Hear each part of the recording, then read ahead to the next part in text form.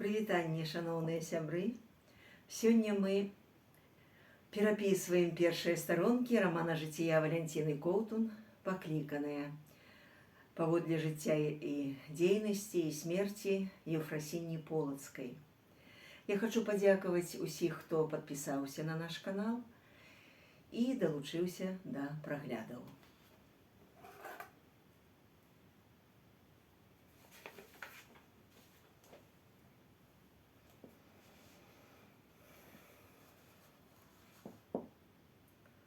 Спасам пакліканыя. Паводле рамана жыцця Валянціны Коўтун «Пакліканыя». Аповесць жыцця і смерці святой блажэннай і найпадобнейшай Еўфрасіні, ігуменні манастыра святога Спаса і найсвячейшай ягонай маці, што ў горадзе Полацку. Расхістаная камяністую дарогаю павозка з паломнікамі паволі праязджала праз мігатлівае святло іх першага вечара на святой зямлі. І раптам вечаровы прасцяг ударыў глухі ўскрык: «Лепей бы мне тое куфі атрутнае выпіць». Малады кніжнік нечакана зляцеў з павозкі і пабег у бок барханаў. Першым апамятаўся Асан. Саскочыўшы на дарогу, рынуўся следам і вось ужо вяртаўся да ігуменні, прытрымліваючы кніжніка за плечы. Той адразу упаў на калені: «Спавядай мяне». «Не маю такое. Споведзі прашу, малю споведзі. Грэшны, грэшны, грэшны я ігумення, і целам, і словам, і думкамі. Як толькі ўбачыў яе, як толькі пачуў яе, яшчэ ў царгорадзе, калі вы ўсе ў бібліятэку зайшлі». Супакойся, Коста, Гасподзь заўсёды пачуе.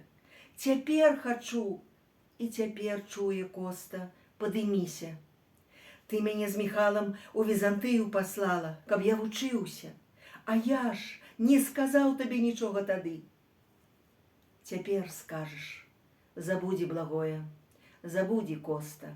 Збяры гарошыны памяці чорнай, высып у гэты бархан, няхай зусім высахнуць. А цяпер за грахі жарсця такая, не магу болей трываць. Моцны дух у цябе, Коста, ведай пра гэта. Ты думаеш, у палацы імператарскім я толькі кніжкі чытаў? Чытай Евангелле, Коста, у душы праўды шукай. Усе мы людзі грахамі спакушаныя, кожны па-свойму. І пра ўсё гэта, Коста, у запаветах Божых згадана. У галаве маёй цёмны дым ігумення. Вазьмі шчыт веры, захіліся і патушы ім распаленыя стрэлы. У роце ў мяне ад пажады горка, плячом яе крануся, а ўсё цела гарыць, жаданая такая яна. Сказана, любоў не бушуе, не шукае свайго, не раздражняецца, не замышляе ліха, цешыцца з ісціны. Усё пакрывае, усяму верыць, на ўсё спадзяецца, усё пераносіць. Лепей бы мне тое куфі выпіць. Любоў ніколі не мінаецца, Коста. Не вытрымаю, ігумення. Я азіраўся і бачыў толькі пустэльню. Калі змеціў у яе вачах чужасць, так спалохаўся, пачуўся такім парожнім, як сярод поля, дзе няма ні лекара, ні мечніка, каб спынілі пакуты. Сядай побач за санам, Коста. Да споведзі ўжо ў Іерусаліме. І не стала для мяне ні другаў, ні сваякоў, ні настаўнікаў. Адна толькі яна, гаспадыня, была. Паперадзе. Сядай, Коста. Там і чытаць зможаш. І памятай, самы большы грэх жадаць гвалтоўнай смерці. Які рэзкі ён, сухавей пустыні. Праз колькі часоў зноў прыпыніліся, і светлатварая красуня, саскочыўшы, шчыльней падвязала свой важкі хітон, пачакала блізу павозкі. Кідала спасцярожлівыя позіркі на ігуменню, тая таксама сыходзіла на зямлю, пацягнуўшы за сабой астатніх. Нарэшце ўвесь ланцужок паломнікаў з Полацка заспяшаўся ўздоўж дарогі, і ліпкі пясок барханаў, асеўшы на доўгія полы хламід, зашаргацеў, зашахаў пры хадзе ша-ша-шах, шах-шах. А ігумення ўжо азіралася ў глыбіню галілейскага вечара, быццам імкнулася разгледзець у яго сяйве запаветнае, успомніць і разгадаць блізкае і далёкае. Прыспешвала хаду.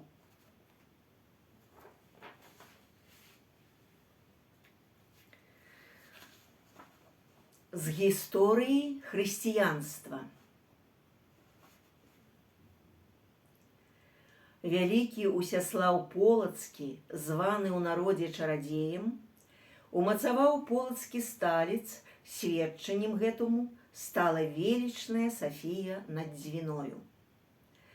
Штораніцы гэтагожая царква біла ў званы, пасылаючы свой голас найслаўнейшым Усяслававым нашчадкам – Барысу, Рагвалоду, Давыду, Глебу, Раману, Расціславу, Святаславу, Георгію.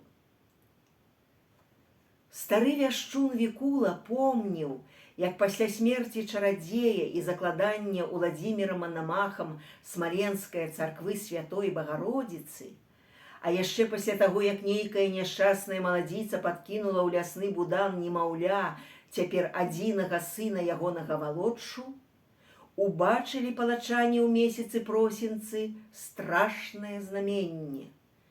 Усё неба ахапілі такія вогненныя зарніцы, што праз усю ноч у Сафійцы кленчылі, узносячы да Божай маці малітву аб літасці.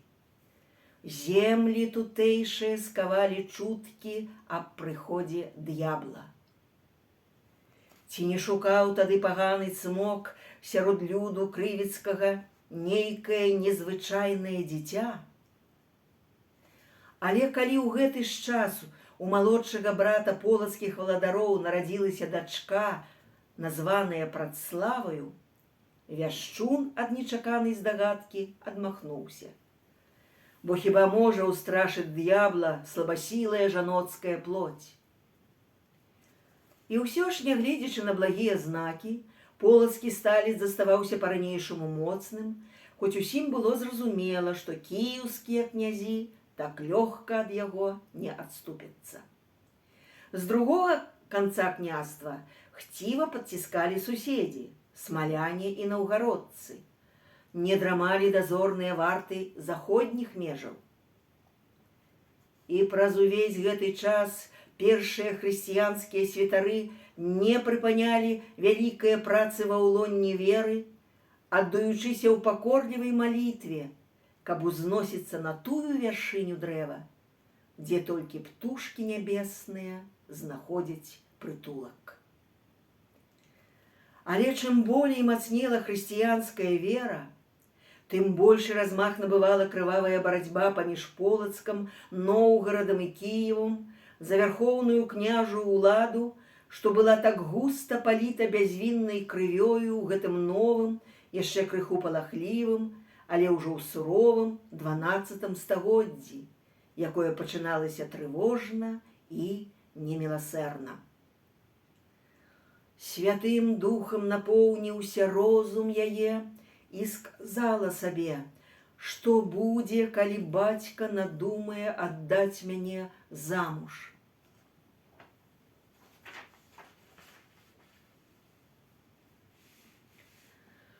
Шырока расхінуўшы полы сваёй вогненна-карычневай гематіі, вецер Хамсін наляцеў на міжземнае мора, як смерч. І ўсе адразу зразумелі, што пачынаецца нечуваны дасюль на ўсёй Галілеі страшны шторм. Хмары ўзнесліся 9 валам, са свістам укручваліся ў глыбокія марскія варонкі, не пакідаючы людзям аніякай надзеі на ўратаванне. І вось ужо ніхто не заўважыў, як мінуў дзень і пачаўся другі. Мора змяшалася з берагам. Але калі Маці Божая ў гэтую грозную раніцу азірнула землі, на якіх ніколі не чахнуць сляды яе сына, і позіркі крануўся жорсткай марской стыхіі, то змецела яна, як пасярод няшчаднага шторму, на тонкай ніціні паміж жыццём і смерцю, ажно ўздрыгвае, трашчыць па ўсіх швах, але ўсё яшчэ трымаецца вялікі кесараўскі карабель з Канстантінополя. Праз несціханы свіст ветру пачула апякунка і ціхія словы малітвы, што ўзляталі над марскім пеклам белымі чаіцамі. Але пазнала маці і вылучыла з усяго сусветнага галасу мальбу той, якую даўно змеціла, і да чыіх ранаў некалі ў далёкай полачыне ўжо дакраналася персцямі. Мора дыбілася да самага неба, палуба была з прэсу сівой пеніі і патрушчаных абломках, а з гурту паломнікаў у подзіў для ўсіх узляцеў мужчынскі бас. За нябачны гарызонт у прорву ляцела горка балючая «Віста! Віста! Господі, даруй!» Знямоглая ігумення схілілася плячмі да насцілу палубы, усё ніжэй апускаючы голову пякучую памяць. «Грахі і правіны мае, наўмысныя і ненаўмысныя, цягніце ўніз валунамі, не адпускаеце». Сціснутыя на канаце пальцы бялелі, як касцяныя. «Маці літасцівая, маці Богородица, даруй і блаславі, прымі, міласэрная». За плячмі паломніцы ўжо засталіся кіеўскія лаўры і святыя пячоры Візантыі. Запаветная мроя пра Іерусалім, здавалася, была толькі за некалькі крокаў ад яе шляху. Ігумення няўпынна шаптала малітвы, не зважаючы, што шурпатая хламіда абдзірае плечы, і ўсё ўзіралася ў пачварныя валы і нізкія ўсклочаныя хмары, нібыта намагалася ў смяротнай кудасе разгледзець і разгадаць тое спрадвечнае, да чаго яна гэтак адчайна і доўга праз усё сваё жыццё спяшалася.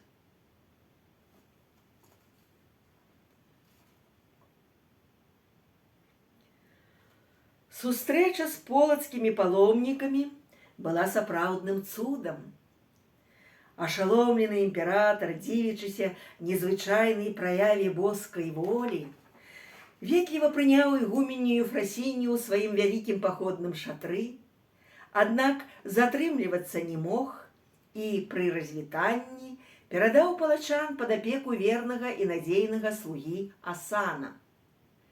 Той, з атрадам аховы, без асаблівых прыгод, правёў падапечных спачатку да святых мошчаў на Лімнас, потым ужо ў Канстантінополі клапаціўся пра паломнікаў у Ілахернскай царкве і святой Ай-Сафіі, дзе дапамог Ефрасіні набыць дары для Іерусаліма. Нарэшце аснасціў карабель у святую зямлю. Сын турка і паланянкі з берагоў Дняпра, ён добра разумеў мову палачан і быў адначасна тлумачом і надзейнай аховаю паломнікаў, пільна выконваючы загад свайго імператара.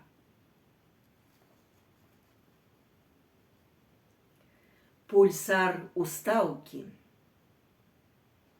Сустрэча з імператарам. Багаты паходны шацёр, куды полацкую ігуменню адразу павялі на сустрэчу да візантыйскага імператара Мануіла, быў акружаны 3 радамі варты. Калі нясеш веру ў чужыя землі, ігумення, мячы павінны быць вострымі. Вера ў Хрыста – гэта любоў. У такую вялікую дарогу выпраўляешся. Жыццё чалавечае нечым падобна да гэтых пяскоў, якія ўвесь час трэба адольваць. Спяшае чалавек да Господа, і шлях ягоны бясконцы. Але паломнікі ігумення далёка не воіны, усміхнуўся, хутчэй слугі Хрыстовы. Шлях і праўда не блізкі, схіліла галаву. Ад кіеўскага мітрапаліта і полацкага Дыянісія вітанне дазволь перадаць. Імператар у вайсковым плашчы, кіўнуўшы ў бок рослага плячыстага янычара, усміхнуўся. Цяпер Асан не толькі тлумач, але і слуга ваш ігуменне. Зімні страшны ніякі вораг і усялякія цяжкасці будуць адолены. Прыбыўшы ў Канстантинополь, перадайце нізкі паклон імператрыцы нашай Марыі і нашчадку Алексісу. Атрымаеце падтрымку патрыярха Лукі Хрысаверга. Не мечам, а міром любоў Божая поўніцца. Зірнула на янычара, які з ледзь прыкметнай усмешкай схіліў перад ёй галаву. Тут, у Галілеі, Асан спярша напытаў караван у Іерусалім, дзе купіў для сваіх падапечных надзейныя месцы, набыў у дарогу добры харч і бурдзюкі з вадою, адправіўшы іх разам з іншым скарбам да старэйшага бедуіна. Паломнікі тым часам звыкліся з берагавым гармідарам і нават абышлі ўвесь рынак, аднак наперадзе чакала ноч і трэба было спяшацца. Манастыр святой Алены знаходзіўся за Дорою. Менавіта там полацкіх паломнікаў праз некалькі дзён і павінен быў забраць іх караван. Асан урэшце падагнаў павозку, і ўсе з радасцю паселі на прыкрытыя вярблюджую коўдрую дошкі. Паперадзе сядзеў чарнабароды з адкрытым светлым позіркам князь Давыд. За ім ціхманы вотрак, што праз усю дарогу нясмела туліўся плячом да светлавокай красуні, з другога боку ад якой ўздрыгвала амаль няўцямная ад перажытага чарніца Даля. Тая з непрыхаваным жахам назірала, якія рашучая суседка час ад часу развязвае матузкі хламідай і правярае похвы з мечам на скураным поясе паверх доўгай безрукаўкі. Мы ж ідзём да Господа, Вольга. Красуня, заценіўшы павекамі неспакойныя, залацістымі скрынкамі вочы, не адказала, і Даля спыніла запытальны позірк на светла-тварым кніжніку. Няўжо зброя спатрэбіцца, Коста? Той замест адказу паціснуў плячмі, паказваючы, што дарога ўсё-ткі не блізкая. Устрывожаны памацнелым ветрам, Асан заклапочана перамаўляўся з князем Давыдам, малодшым братам самой ігуменні. На другой палове павозкі месціліся старэйшыя. У поплечкі з густабародым насупленым маўчуном ігуменам Міхалам сядзела чалядніца Еўпраксія, што ўвесь час пакусвала свае гожаакрэсленыя вусны і стойвалася нават ад ціхага скавытання сухавею. Нарэшце не вытрымала: а праўда, што тут страшныя цмокі водзяцца?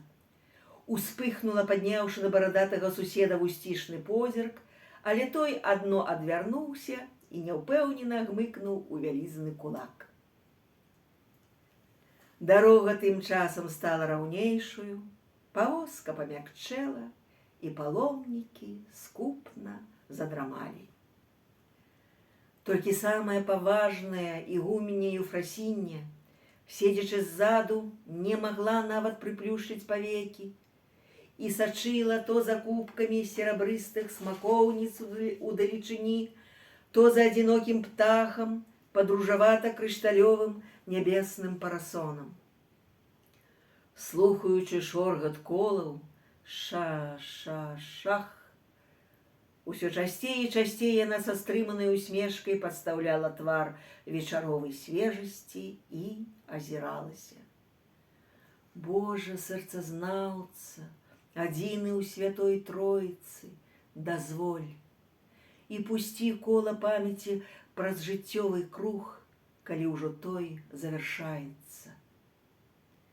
Пачула на шчацэ пякучую слязу, бо ўжо гатова сэрца маё.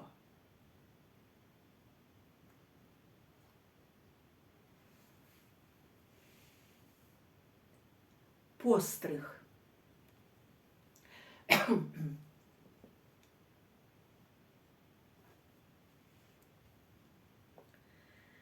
Гучны голас Яўлампіі, даляцеўшы знізу, адразу абудзіў, і Працлава таропка азірнулася.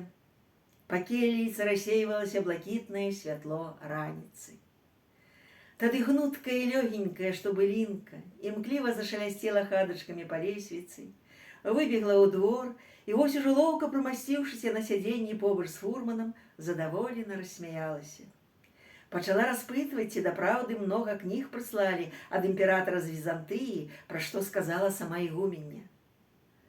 Не надакучыла табе чытанне тое, князёўна? А хіба сонца можа надакучыць чалавеку? То ж я рыла. А кніжка? Забава пустая. Кніжкі, як сонейка ў дзень, як месяц уначы. Уся наша пагібель ад прамудрасці гэтай. Фурман падняў пугу, і коні спалохана зафыркалі, прыспешылі бег. Уехаўшы ў князькі падворак, фурманка нарэшце спынілася, і Працлава, нават не зазірнуўшы да маці, з усіх ног кінулася ў святліцу. І ледзь не задыхнулася. На шырокай лаве каля акна сапраўды ляжала з дзесятак новых тоўстых фаліянтаў. Узрушаная адразу села за стол, пачала таропка гартаць першы, які трапіў у рукі. Паглыбілася ў чытанне. У святліцу ляцела збялелая нянька, Працлава. Гнеўны бацька, відаць, страчваў цярпенне. Нягожа дачцэ нашай вочы сляпіць. Досыць бегаць па келлях, князёўна, час пра іншае памысліць. З надзеяй глянула на маці. Даўгавідая цемнабровая княгіня Сафія, паважна, які належала дачцэ вялікага кіеўскага князя Яраслава Мудрага, сядзела ў крэсле і была наўздзіў стрыманай. На сталешніцы шырокага стала блізу сярэбраных колтаў з зялёнымі вочкамі і караляў з гладкіх чырвоных камянёў стаялі заморскія банічкі з пахучымі арафамамі. Усё, што звычайна прывозяць у падарунак нарачоным. Дабраслаў, перахапіўшы яе позірк, ветліва усміхнуўся і схіліў галаву. Хіба не абяцаў я прыехаць? Не магу вярнуцца прысаромлены. Хочаш узяць, чаго не клаў? І пажаць, чаго не сеяў? Ці забыў, пра што марылі? Не забыў, Працлава.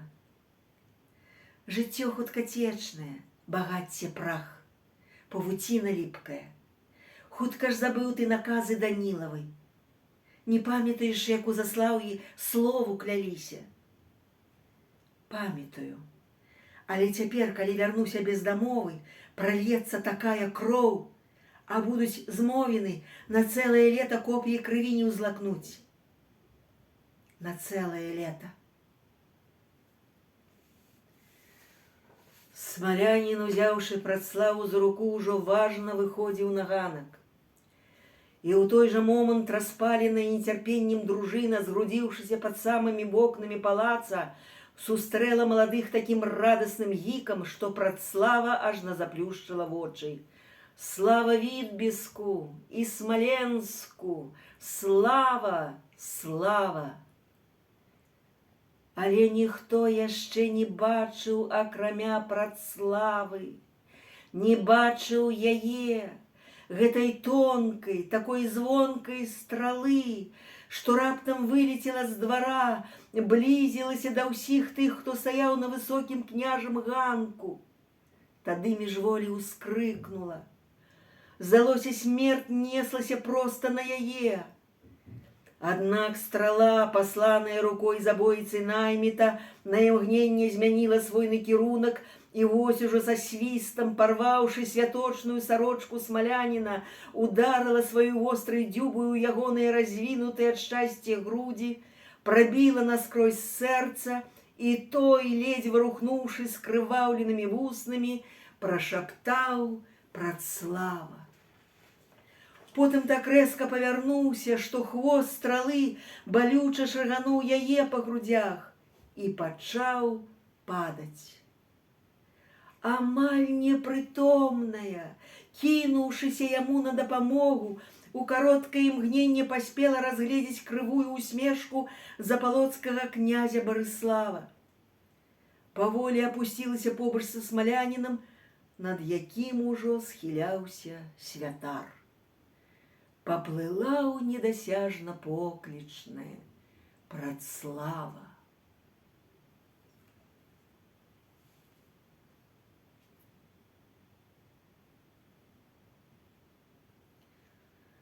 З таго часу, як яе ахопленую гарачкаю прывезлі ў ціхую келлю Заслаўскага манастыра, даўно прамінула восень, і за каплічнымі сценамі скавытала лютаўская непагадзь. Сёстры прасціралі над князёўнай рукі, але адразу, нібы апёкшыся нябачным агнём, дзьмухалі на далоні. Запальвалі і ставілі свечкі перад абразамі збаўцы і святога Панцелеймона. Святар не адрываў позірку ад амаль празрыстага твару юніцы, тая, задыхаючыся, ледзь рухала пашэрхлымі вуснамі. Тады, ні на хвілю не забываючыся пра іх апошнюю размову, згодна кіўнуў ігуменні і з гатоўнасцю адгарнуў Евангелле. Манастыр замёр. Той, каго Працлава так доўга чакала, паўстаў у промнях. Ужо гатова сэрца маё, ойча, гатова. У яе абуджаную свядомасць нечакана ўлілося прамяністае захмар'е і разам з ім пяшчотны водгалас царкоўнага звону. І прымае пострыг сястра Еўфрасіння. Да цябе працякаю ад жывата маці маёй. Ішла, не прыпыняючыся, за крыламі анёла. Я спяшаюся, ойча. Ты, Бог мой, што пажадаеш, то і спраўдзіш са мной, рабой тваёю. Яна нарэшце спынілася, зразумеўшы, перад чыім прастолам стаіць. Аслепленая горнім бляскам ледзь мецела тонкую мацерыну руку з крыжам, што, наблізіўшыся, крануўся яе невыносна балючых ранаў, такой глыбокай і калючай у сэрцы, такой торгуючай на горле, такой даўкай са спіны. Усюды ясны боль ужо зліваўся са зладжаным каплічным спевам. І прымае пострыг князёўна-полацкая Працлава у імя Айца і Сына і Святога Духа. Святар схіліўся. І прымае прычасце сястра Еўфрасіння. Вусны апякло гарачай кроплею, вочы шырока расплюшчыліся. У капліцы было так многа людзей, што яна, сястра Еўфрасіння, міжволі азірнулася на зачыненыя дзверы, з-за якіх усё яшчэ даносіліся крыкі. Свечкі заміргалі. Белая, што сцяна маці, стоячы каля ігуменні, апусціла голаў. А яна, убачыўшы абедзвюх так блізка, адчула раптам, як набліжаюцца, адбіраючы вочы бляскам, два найярчэйшыя прамяні, пасланыя ёй ад таго, хто быў на вяршыні. Стаяла пад абразом збаўцы, утапіўшыся позіркам у яркай хвалі, праз якую значыўся яго цярновы з такімі вострымі скрываўленымі шыпулямі вянец. І на рабоў маіх і рабыні ў тыя дні вылью ад духа майго, і будуць прарочыць і ацаляць упакорлівыя, як толькі прасціраць муць руку на гаенне і на тварэнне імем Духа Святога. І ты, матухна баганосная, побач, прыкладаеш персці свае да майго сэрца і дыхання, і вуснаў, і вачэй, ратуеш і клічаш. Нечакана адчула ў сабе такі моцны боль, што нават устрашылася. Бо гэты новы, зусім чужы боль уліваўся ў яе адкрытыя раны ад прысутных манашак. У адно імгненне уведала, Антонія пакутуе ад страшнай рэзі ў жываце, у сястры Еўдакіі ныя пад правай рабрынай, у Піліпы ажно ўгіналіся ад вузлаватых саляных наростаў худзенькія плечы. Падняўшыся, пацягнулася да гэтых плячэй далонямі, што адразу прысталі да цвёрдых наростаў, праз трымтлівыя пальцы ў чужую хворасць прухкімі штуршкамі пацякла гаючая сіла. Было, аднак, так горача самой, што падзьмухала на далоні. Пачула ўскрык параненага, ступіла да дзвярэй. У капліцу тут жа асунуўся яшчэ зусім малады скамарох з бразготкамі па ўсіх грудзях. Лежачы застагнаў. Падняла рукі і застыла над параненым. Прыклаўшы да раны абедзве далоні, пачала малітву. Суцішвала кроў. Над падворкам залегла цішыня. Княгіня Сафія, усведамляючы, што дачка ўжо ніколі не вернецца ў дзявочую святліцу, сумна адвярнулася. Моцны удар нанесены быў цяпер бацьку князю і ўсяму полацкаму крылу Ізяслава. Пасля дачынога пострыгу, які ўжо не дасць Святаславу ні слаўнага зяця, ні жаданых унукаў, даўнія мроі відбіскага валадара пра вялікакняскі сталіц сплывалі, як дым ачахлага вогнішча. Манашка Еўфрасіння ўжо не толькі ягоная дачка.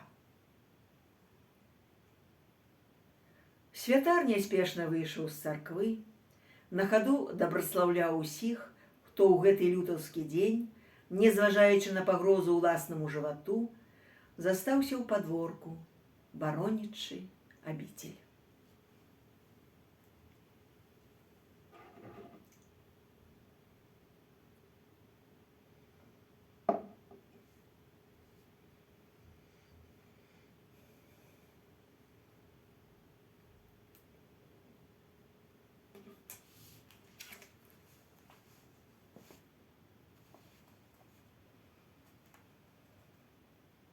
Частка другая. Як жа часта на мяне цяпер падаюць зоркі-знічкі, саслізваючы з пальцаў гасподніх. У тыя халодныя веснавыя ночы манашка Еўфрасіння, ўжо набраўшы незвычайныя красы, з вялікімі вачыма і пунцовымі вуснамі, змокшыся ад перапісвання Евангелля, некалькі дзён запар бачыла адзін і той жа відзіш. Відзіш быў настолькі нечаканы, што, прачнуўшыся, нават не асмелілася згадваць прыбачанае. Страшыла вялікая жоўтая вада, што са змяіным шыпеннем урывалася ў яе сны, змываючы бруднымі хвалямі і белыя харомы, і грознага кіяўляніна Мсціслава, і ягонага суразмоўцу запалоцкага Кукушона, князя Барыслава. Напалоханая малілася, але відзіш паўтараўся зноў і зноў. Пульсар устаўкі. Зноў красуні нашы. Да прыстані на адным з астравоў Запалоцця прыставаў плыт з паланянкамі, і з туману далятаў журботны жаночы спеў. Плыт ужо сустракаў, ідучы насустрач ханскаму намесніку Шацягею, сам князь Барыслаў. Хіба не князь пажадаў, каб мы жонку жмудзіна Кірыка з двара звялі? А алма яго, дыямент, рагоча, можа і сабе такую пакіну. А купец як? Баяліся стралой красуню зачапіць. Іншую аплату прасі, князь. Няхай торкі з праважатым соцкім маім рымшаю, няхай да брата яго старэйшага зазірнуць. Жонкаў Міхала, Веранія, сюды прывязіце. Дзіўныя вы ў склавіні, любіце братоў сваіх, засмяяўся. То жонку чужую выкрадзеце, то стралу ў спіну братаву пусціце. Ты што ведаеш пра нас?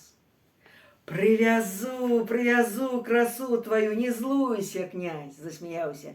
Толькі ж много золота можна было б за рабыню гожую ўзяць. Такая, як Веранія і мне, табе хан дворных девак яшчэ дам, а Веранія моя. Ці толькі красу яе упадабаў, князь? Усё ты, хан, бачыш, у Міхала, мужа яе, пячонку выдзеўбаць хачу. іншых другаў уцікую. Па што так? Чыіх другаў? Калі са мною, як з рабом чорным, то няхай другія яе адкажуць. Дзіўная склавінія твая, князь, пра каго думаеш так цяжка? Пра тую, што сэрца маё атруціла. Дачку брата майго старэйшага, Працлаву, ажно скрыпнуў зубамі, гожая і недаступная, мушу зламаць ганарліўку.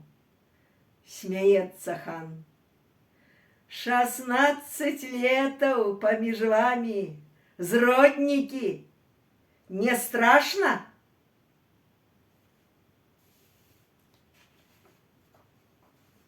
Паломніцкая. Грэх Міхала. Ці гэта пясок так жаласна свішча над вухам, ці зноў з усяго маху шчакі кранаецца востры язык у 3 столкі сплеценага кунчука. А ён, старэйшы баярскі сын, бацькам адрынуты за непачцівасць, усё яшчэ таропка выцірае кроў і адварочваецца ад брата свайго малодшага, соцкага запалоцкай варты рымшы. Просіць спагады. Аднак жорсткі маладзён зноў злосна і балюча тыцкае Міхалу ў зубы і лаўцовую цэўкай. Хіба забыўся ты, што бацька наш перадаў увесь скарб у мае рукі і збажану і мёд? Грэбуеш законамі? Але ж віста моя памірае. Усе памром, і віста, і мы з табою. Мой гэта пограб. Забыўся? І гарох мой, і мёд. Калі сам не пойдзеш, у поруб кіну, згнаю. Але ж вістачка.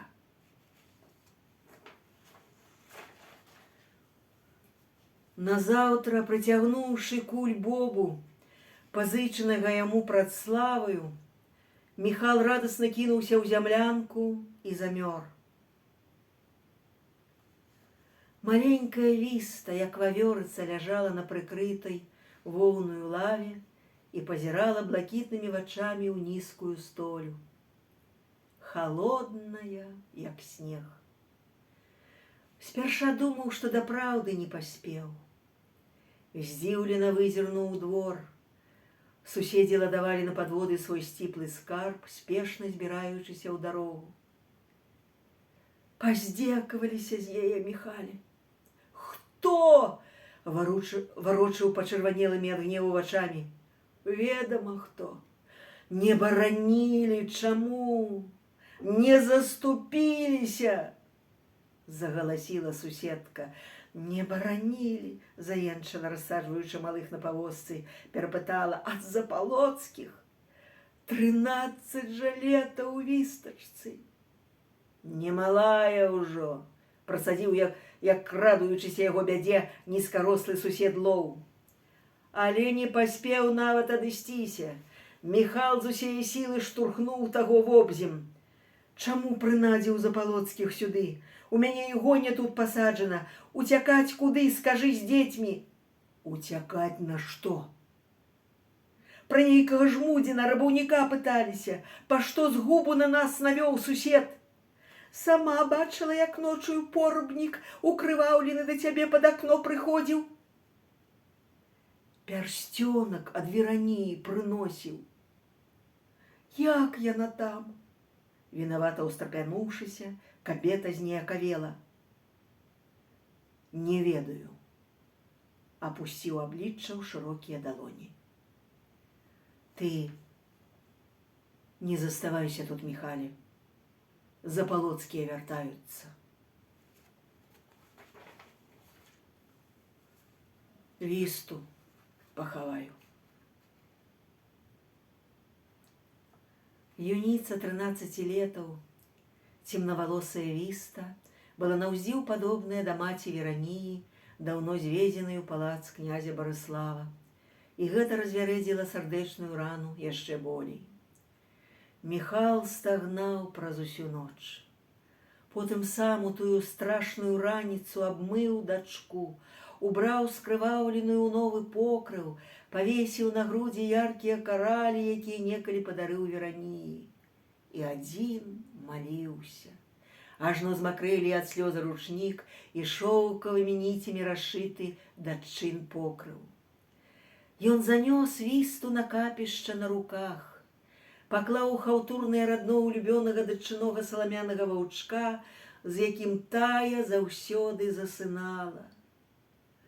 Толькі сам, хіба спаў ён пасля таго пахавання. Значна пазней, калі ў Полацак прыйшоў з воямі Мсціслаў, Міхал сам кінуўся кіўцу ў ногі з просьбою адаслаць яго хоць на нявольніцкі рынак. Але ўзгневаны князь ледзь не знёс мечам апушчаную галаву. Упершыню яго паверыла сама ігумення. І ён, сын баярына, адрынуты з роднікамі, стаў верным парабкам абіцелі. Быццам просты смерць з цёмнай раніцы цягаў бярвенне і плінфы на будоўлі новае царквы святога Спаса. Не баючыся ні дажджу, ні няшчаднага ветру, габляваў бярвенне для манастыра і грабарні ў Бельчыцах. Адмольваў у працы і жорсткім посце свой вялікі грэх, сваю вісту. А ігуменне сапраўды яму верыла. Нават неаднойчы адпраўляла залатымі і сярэбранымі манетамі ў майстэрню да Богшы, дзе штукавалі кіёт, абраза Найсвяцейшае Тройцы. Потым, калі Міхал ужо вызнаўся найпершым у манаскай цноце і начных малітвах, калі першаму склаў на сябе на 3 дні вярыгі з кузні самога Рамана, Еўфрасіння даверыла яму галоўнае – ігуменства ў мужчынскім манастыры і тую вялікую пасольскую дарогу ў Канстанцінополь па Адзігітрыю, дзеля якой прайшоў Міхал спяршаградскія дарогі кіеўскіх вотчын, потым зямлю грэкаў. Заснаванне манастыра. Сакральнае. Хіба забыла ты, Еўфрасіння, усякае дыханне даславіць Господа? Прабач, Божа, прабач мяне такую слабасілую і леную, жорсткую, неразумную. Прабач мяне, Божа. Павеяла струменьчыкам ладану. На хвілю пачула покліч высокіх птушак. І вось ужо з вышыні Сафіі ўбачыла ўсю сваю полацкую зямлю. Пачула і бразгат мячоў. Княжыя дружыны, пэўна, ўжо збіраюцца рушыць у дазорны начны аб'езд. Ігумення! Голас Еўлампіі, даляцеўшы ў келлю, адразу ж астудзіў. Падышла да драўлянай місы з вадою, каб памыцца, усклала на сябе калючую ад нядаўна ўплеценай крапівы валасяніцу. Новая апратка была важкая і грубая, адразу ж кранулася да слабелага цела, змусіўшы яе ўздрыгнуць. Ахінуўшы валасяніцу покрывам, узяла Евангелле і пачала спускацца да Еўлампіі. На стале каля выхаду з Сафіі ў новенькім лазовым кашы ляжалі прыкрытыя кужалем 3 жоўтыя хлябы. З праабражэннем Гасподнім, маці ігумення, хлябы гатовы.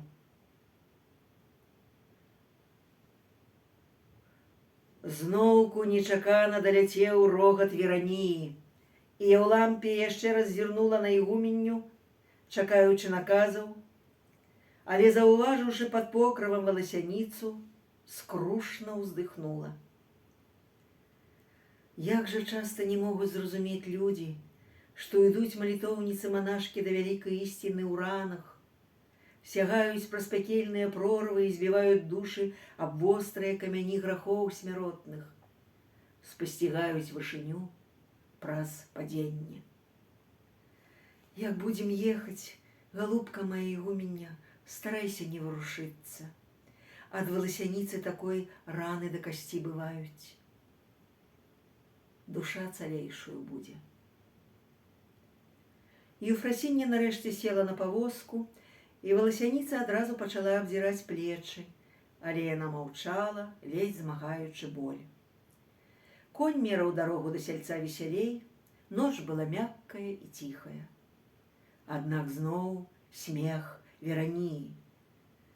Тады пачала гучна маліцца: «Ойче літасцівы, суцяшыцель наш, пачуй і літасць сваю даруй, бо прагну даўно, каб рыбакі твае закідвалі сеці ў вочы мае, якія стварыў такімі глыбокімі і гожымі, як і арданскія прадонні, ахінутыя густымі ачаротамі павекаў. І няхай прыносяць, Божа, тыя сеці да ног тваіх адно залацістых рыбін любові і шаўковыя водрасці вечнай пакуты аб табе. І няхай плакальшчыцы твае, Господі, збіраюць слёзы мройныя у бяздонныя чаны мудрасці твае. Бо даўно прашу я з полацка ігуменя Ефрасіння, злітуйся і пагавары, ойча, з адчаем і болем маім на мове мудрай спагады сваёй. Слёзы каціліся, апякаючы па шчаках, алея малітва доўжылася, і увядзі мяне ў кузню сваю, ойча, і сэрца распалі агнём, каб звіць затхланне нявольніцы твае срэбныя званочкі для кашары пастуха. Куды не кінецца якая блудная авечка, зазвініць званочак, папярэдзіўшы неразумную: схамяніся і вярніся да айца. Налятаў свежы вецер, і раптам павозка так рэзка спынілася, што Евангелле ледзь не выпала з рук. Рухай, ноч канчаецца, не паспеем. Яўлампія тузанула за лейцы, аднак конь застрыг вушамі і заўпарціўся. Не дапамог і бізун. Тады паціху ступіла на зямлю. У той жа час зноў пачулася воўчае падвыванне. Конь захроп. Але яна не спынялася. Вар'яцкі смех Вераніі здаўся страшнейшым за ваўчынае выццё. Ішла, адчуваючы, як з усіх бакоў блізіцца і б'е ў сэрца смяротная пагроза, што цікавала за ёю з усіх кустоў гэтай страшнай ночы. Ратуй, ратуй, ойча. А смерць ужо імчалася да іх, насцігала воўчую ашалелай зграяй. Ойча, сэрцазнаўца, няўжо час настае? Падняла вочы, зоркі кружыліся над галавою зіхатлівым колам. Выбачай, ойча, мяне і даруй хоць думкамі ўпасці пад ногі твае. Усё яшчэ трымаючы Евангелле, падняла яго ўгору і рушыла наперад. Здаецца, нават пачула дыханне вялізнага звера. Але не ўспадзеў, наперарэз ваўчыцы, што вяла за сабою усю зграю, вылецела жанчына, шырока размахваючы рукамі, дзіка закрычала. У той жа момант ваўчыца, мінаючы Ефрасінню, з лёту скочыла, клацнуўшы зубамі на ваяўнічую вар'ятку. Адразу ж сціснула вострымі клыкамі яе горла. Тады, нарэшце, пазнала Веранію.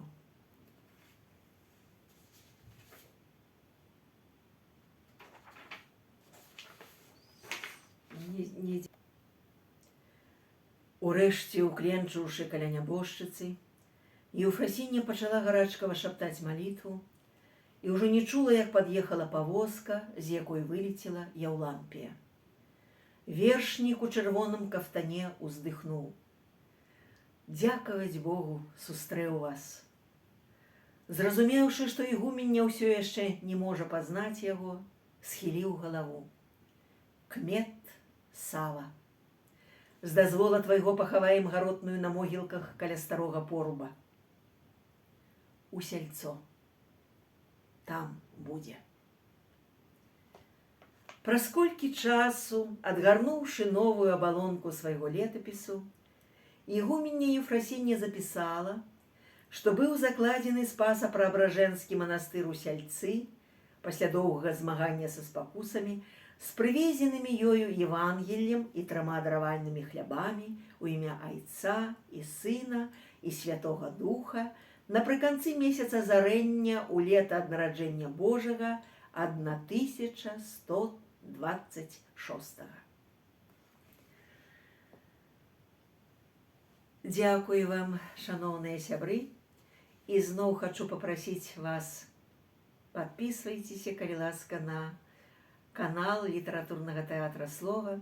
Няшмат яшчэ ў нас падпісчыкаў, але ж мы спадзяемся, што з цягам часу іх будзе ўсё болей і болей. А мы будзем працаваць для вас у славу Божую і здымаць новыя нашыя праекты. Вы будете нас натхняць сваімі водгукамі, сваімі лайкамі і сваімі праглядамі. Да пабачэння, шаноўныя, да новых сустрэч!